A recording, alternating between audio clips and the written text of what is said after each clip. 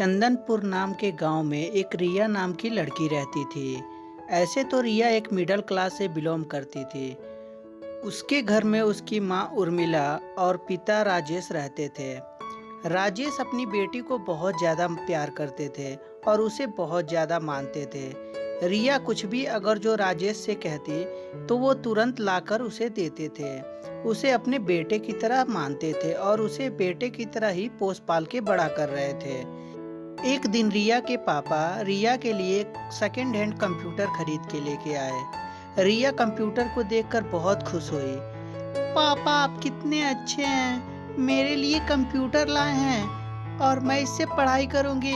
पापा आप दुनिया के सबसे बड़े ग्रेट पापा हैं। उसके पापा ये बात सुनकर बहुत खुश हुए कि मेरी बेटी बहुत खुश हुई। रिया बैठकर कंप्यूटर चलाने लगती है। कंप्यूटर चलाते चलाते उसके ध्यान में आता है कि एक फेसबुक का भी चैट मैसेंजर है, क्यों ना इसे इंस्टॉल करूं और इसे चलाऊं। और रिया फेसबुक इंस्टॉल करके उसे चलाने लगती है। एक दिन रिया के फेसबुक पे एक विनोद नाम के लड़के का फ्रेंड रिक्वेस्ट आता है। वो सोचने लगती है कि ये विनोद कौन है, क्या मुझे जानता है कि मुझे फ्रेंड रिक्वेस्ट भेजा है। और ये सोचते हुए रिया उस फ्रेंड रिक्वेस्ट को एक्सेप्ट कर लेती है और उससे चैटिंग पर बातें करने लगती है। रिया और विनोद फेसबुक पर घंटों घंटों एक दूसरे के साथ बातें किया करते थे। एक दिन रिया के दिमाग में आता है कि क्यों ना फेसबुक पे आज वीडियो कॉलिंग किया जाए और विनोद के साथ बात किया जाए। विनोद के पास मैसेज टाइप करके भेजती है। विनोद भी इस चीज़ को मान है और बोलता है ठीक है तुम वीडियो कॉल कर सकती हो। उसके बाद रिया उसके साथ वीडियो कॉलिंग करती है। हाय विनोद, कैसे हो? तुम तो बहुत ही हैंडसम हो। मैं सोच भी नहीं सकती कि कितना हैंडसम हो तुम। ऐसे रिया तुम भी कम नहीं हो, तुम भी बहुत ही ब्यूटीफुल हो और बहुत ही माशाल्लाह क्या लग रही हो तुम। कसम से तुम्हारी जैसी लड़की तो मैंने आज तक नहीं देखी पूरी जिंदगी में अपने।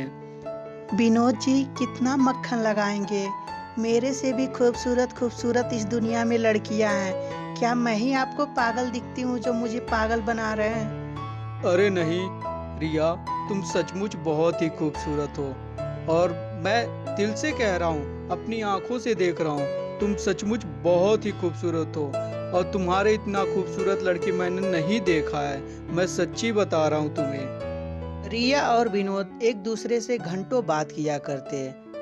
धीरे धीरे रिया को भी विनोद से प्यार होने लगा था। एक दिन रिया विनोद से बोलती है, विनोद जी मुझे आपसे कुछ मदद चाहिए। हाँ रिया बताओ, क्या मदद कर सकता हूँ मैं तुम्हारी। विनोद जी मुझे पता नहीं क्यों आजकल खाने पीना कुछ भी अच्छा नहीं लगता। यहाँ तक कि मैं अकेले रहती हूँ तो मुझे सिर्फ यही मन करता है कि मैं आपसे बातें करती रहूँ। क्या आपको भी ऐसा कुछ होता है? रिया ये तुम क्या बोल रही हो? तुम्हें कहीं प्यार तो नहीं हो गया है ना मुझसे? मुझे तो लगता है तुम्हें मुझसे प्यार हो गया है, इसीलिए ऐसा हो रहा है। ऐसा मेरे साथ भी हो रहा था, लेकिन आज तुमने मेरा दिया ये बोलकर।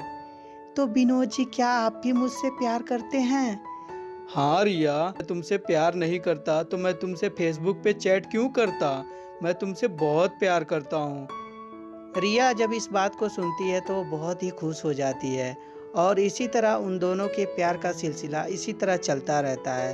एक दिन विनोद वीडियो कॉलिंग करके रिया को बोलता है, रिया मैं तुमसे मिलना चाहता हूँ, मैं तुम्हें अपने घर वालों से भी मिलाना चाहता हूँ और शादी की बात करना चाहता हूँ। क्या तुम मुझसे शादी करोगी? रिया जब इस बात को सुनती है तो वो बहुत ही ज़्यादा खुश हो जाती है और बोलती है, हाँ विनोद मुझे तो इसी दिन का इंतज़ार था। मैं तो कब से सोच रही थी आपसे शादी करने के लिए, क्योंकि अब मेरा भी मन नहीं लगता मेरे घर में। मैं चाहती हूँ कि जल्द से जल्द आपकी हो जाऊँ। कहकर विनोद उसे अपना एड्रेस दे देता है। उस एड्रेस पर रिया पहुँच जाती है। माता पिता कहाँ हैं, दिखाई नहीं दे रहे हैं। अरे वो मेरी माँ दरअसल बाहर गई हुई है और पिताजी कंपनी के काम से बाहर गए हुए हैं। ऐसे तुम निराश मत हो, मेरी माँ 2-3 दिन में आ जाएगी और पिताजी भी आ जाएंगे, तब बात कर लेना। तब तक हम दोनों टाइम एक्सपेंड करते हैं, एक दूसरे को समझते हैं। और इस तरह रिया और विनोद फ्रैंकली बातचीत करने लगते हैं। कुछ देर बाद रिया को विनोद अपने बेडरूम में ले जाता है। रिया, ये मेरा बेडरूम है। शादी के बाद हम लोग यहीं रहने वाले हैं। कैसा लगा तुम्हें मेरा बेडरूम? बहुत ही खूबसूरत है, बिल्कुल आपकी तरह। ऐसे आप इतना मेहनत करके अपने घर को सजा के रखे हैं। अरे मैं थोड़ी सजा के रखा हूँ, ये तो मेरी माँ सजा के रखी है घर को। मेरी माँ असल में साफ सफाई उसे बहुत ज़्यादा पसंद है, इसीलिए वही सरियाई है इस पूरे चीज़ों को। बातों बात में विनोद रिया के करीब आने की कोशिश करता है और उसके करीब चला जाता है। रिया, प्लीज इस दूरी को और मत बढ़ाओ। मैं तुमसे प्यार करता हूँ और मैं तुम्हारे साथ कुछ समय गुजारना चाहता हूँ अपने बेडरूम में। क्या तुम तैयार हो इस चीज़ के लिए? रिया जब इस बात को सुनती है तो बहुत ही ज़्यादा घबरा जाती है और बोलती है, नहीं विनोद, शादी से पहले नहीं, एक बार शादी हो जाने दीजिए, उसके बाद तो मैं आप ही की हूँ। आप जो भी चाहे वो मेरे साथ कर सकते हैं। विनोद जब इस बात को सुनता है तो बोलता है, अरे रिया, तो क्या हुआ? हम ऐसे भी एक दूसरे से प्यार करते हैं और आज नहीं तो कल तो हम दोनों की शादी हो ही जाएगी। तो क्यों ना थोड़ा सा हम एक दूसरे के साथ फ्रैंकली हो जाएं। तभी रिया बोलती है, नहीं विनोद जी, ये सब शादी से पहले करना पाप होता है। ऐसे शादी से पहले मुझे ये सब करना बिल्कुल भी अच्छा नहीं लगता। परंतु विनोद उसे मना लेता है और मनाकर उसके साथ सब कुछ करता है जो एक पत्नी के साथ करते हैं। रिया इस बात से बहुत दुखी रहती है कि मैं ये आज कौन सा बड़ा पाप कर दी हूँ। तभी विनोद बोलता है, ऐसे रिया, मैं अभी आता हूँ थोड़ी देर में, तुम यहीं पे बैठो। और ये कहकर विनोद वहाँ से चला जाता है। थोड़ी देर बाद विनोद का कॉल आता है। रिया, वहाँ से तुम चली जाओ, वो मेरा घर नहीं बल्कि एक होटल है। मैंने तुम्हें ऐसे ही बुलाया था और मैं चेक करना चाहता था कि तुम वर्जन हो कि नहीं। प्लीज़ मुझे माफ़ कर देना।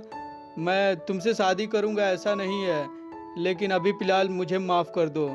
और ये कहकर विनोद फ़ोन काट देता है। रिया इस बात से बहुत दुख होती है और वो अपने घर चली जाती है।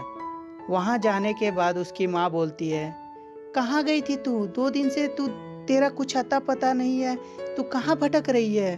तेरे पापा मालूम है तुझे कहाँ कहाँ खोजे हैं?